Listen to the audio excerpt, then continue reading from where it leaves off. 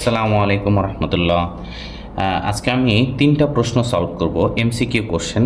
এবং এই কোশ্চেনগুলো কিন্তু একদম ক্লাস 10 থেকে ইন্টারমিডিয়েট না, শুধুমাত্র university admission, bank job, BCS যে কোনো লেভেলের এই টাইপের প্রশ্নগুলো হয়। তো আপনারা প্রথমে ট্রাই করেন যে 1, 2 এবং 3-এর আনসারটা কী হতে পারে, তারপরে আমি ব্যাখ্যা সহ বুঝিয়ে দেবো ইনশাল্লাহ। ওকে, হ্যাঁ এখন আমি সলভ করে দিব ইনশাল্লাহ। আমার মনে হয় এতক্ষণে আপনি করে ফেলছেন। তো প্রথমে দেখেন যে what time dash your class dash. তো এটা একটা প্রশ্ন। এটা কি প্রশ্ন হওয়ার কারণে আপনাকে দেখেন হোয়াট টাইম প্রশ্ন হওয়ার কারণে প্রথমে কিন্তু ডব্লিউএস ওয়ার্ড দিয়ে শুরু। আরেকটা বিষয় হচ্ছে যে কোনো প্রশ্ন সলভ করতে গেলে আপনি ভার্বের দিকে এবং ওই ভার্বের সাবজেক্টটা কি এটার দিকে খেয়াল করতে হবে। এখানে দেখেন যে মূলত কিন্তু সাবজেক্টটা কিন্তু ইয়োর ক্লাস। হ্যাঁ, ইয়োর ক্লাস হচ্ছে সাবজেক্ট। তো সাবজেক্টটা সিঙ্গুলার নাকি প্লুরাল? সাবজেক্ট, এটা যদি সাবজেক্ট হয় এই সাবজেক্টটা কি সিঙ্গুলার হবে নাকি প্লুরাল হবে? অবশ্যই এটা একটা সিঙ্গুলার সাবজেক্ট। যদি সাবজেক্টটা সিঙ্গুলার হয় তাহলে ভার্ব কিন্তু 100% আপনার সিঙ্গুলার হবে। ঠিক আছে? তো এখানে দেখেন যে আপনার হচ্ছে ইয়োর ক্লাস এই সবগুলো জায়গায় কিন্তু ইয়োর ক্লাস আছে। ঠিক আছে? তো ভার্বকে যদি আপনি সিঙ্গুলার করতে চান, মনে রাখবেন কোনো একটা ভার্ব এটা সিঙ্গুলার করতে গেলে অবশ্যই তা কি হবে, এস বা ইয়ের যোগ হবে। যেমন গো নাকি গোজ, সিঙ্গুলার কোনটা? এই যে লাস্টে যে এস আছে এটা হচ্ছে সিঙ্গুলার, এখানে এস নাই মানে এটা প্লুরাল, এখানে এস থাকার কারণে সিঙ্গুলার। তাহলে সাবজেক্টটা সিঙ্গুলার, ভার্বও সিঙ্গুলার করতে হবে। তো ভার্বকে সিঙ্গুলার বুঝবো কেমনে? বুঝবো হচ্ছে এই যে এস দেখে। তাহলে ডাজ, ঠিক আছে, এটাও ডাজ। তাহলে আইদার আপনার ডি নাম্বার হবে না, কারণ কি ডু আসছে, যেহেতু সিঙ্গুলার করতে হবে। এ নাম্বারও হবে না, ডু আসছে। আইদার বি হবে অর সি হবে। তাহলে what time does your class এই পর্যন্ত কিন্তু মিলে গেছে। তবে এখন পার্থক্য আছে, এস হবে নাকি এখানে এস হবে না। এখানে আনসারটা হবে সি। কেন আনসারটা সি হবে? মনে রাখবেন যে ডাজ হি, ধরে নিলাম ডাজ হি স্টাডিস, এরকম কখনো সম্ভব না। এখানেও এস আছে, এখানেও এস আছে, দুই দিকে এস থাকা যাবে না। এখানে এস দিলে এখানে এস দেওয়া যাবে না, আবার এখানে না দিলে এখানে এস দেওয়া যেতে পারে। তো এখানে এস থাকার কারণে এখানে কিন্তু এস হবে না। তো এখানে দেখেন এস আছে, তাহলে what time does your class start হবে। তো এখানেও এস আছে, এখানেও এস আছে, তাহলে এটা কিন্তু বি নাম্বার হলো না, শুধুমাত্র আনসারটা হবে সি।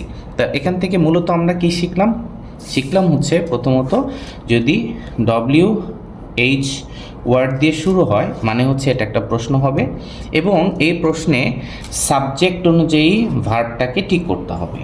তো সাবজেক্টটা যদি সিঙ্গুলার হয় ভার্বও কিন্তু কি হবে, সিঙ্গুলার হবে।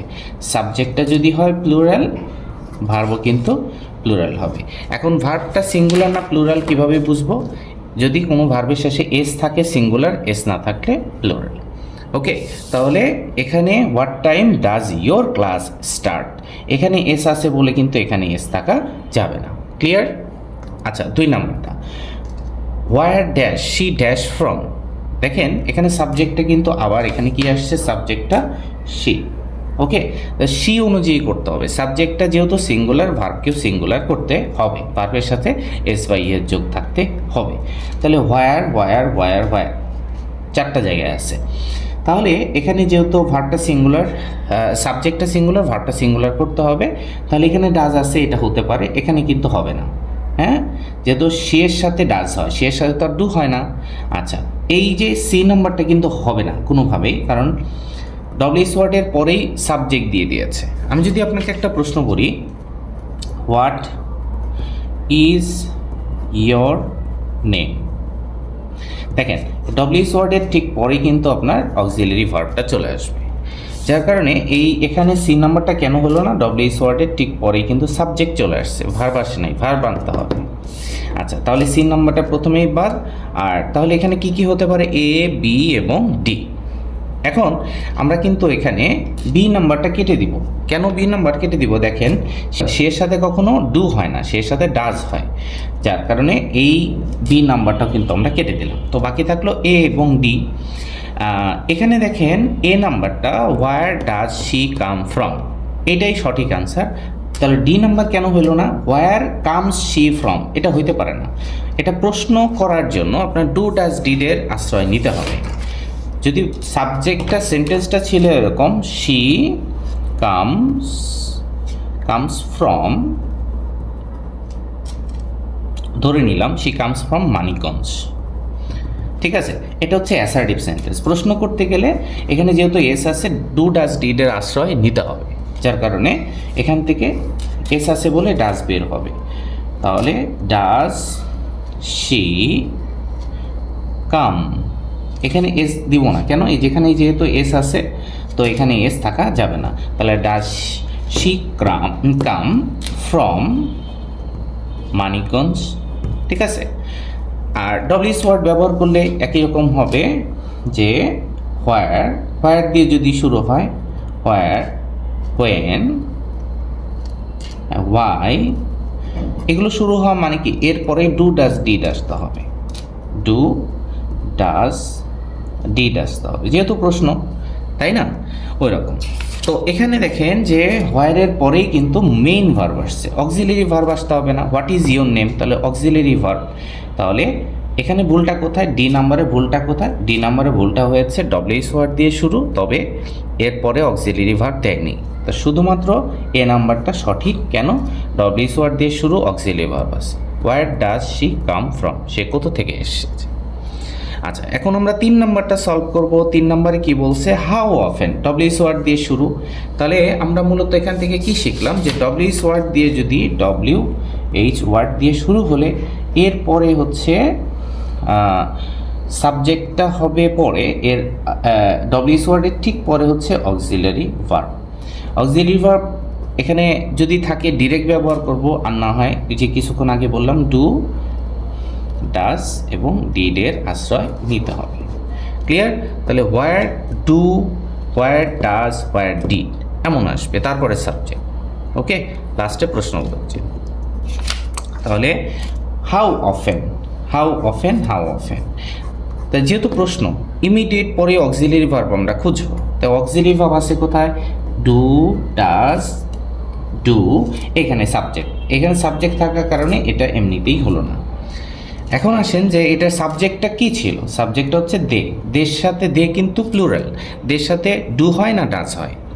দের সাথে কিন্তু ডাজ হবে না, কারণ দে থার্ড পারসন, তবে প্লুরাল। দের সাথে ডু হয়। তাহলে দের সাথে ডু কোথায় আছে? এ নাম্বার হইতে পারে, সি নাম্বার হতে পারে, বি নাম্বারও কিন্তু হলো না। তাহলে হাউ অফেন ডু দে, এ পর্যন্ত ক্লিয়ার। হাউ অফেন ডু দে, এ পর্যন্ত কিন্তু আমরা দুটো জায়গায় সঠিক। এইটা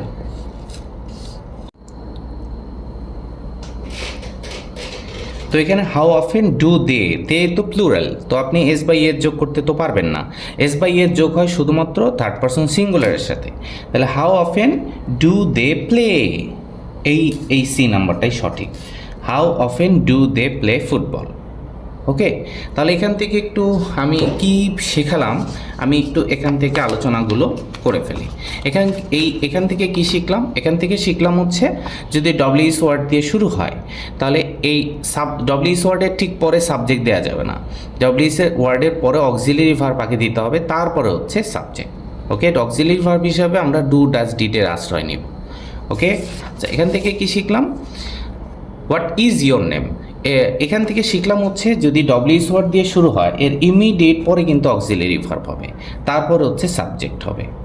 ওকে, আর হি কামস ফ্রম, হ্যাঁ, এটা অ্যাসার্টিভ সেন্টেন্স বলে subject verb extension.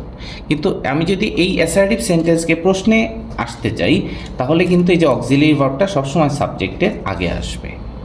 Does she come from Manikganj, হ্যাঁ, এখানে ডব্লিউএস ওয়ার্ড দিয়েও শুরু করে যেতে পারে।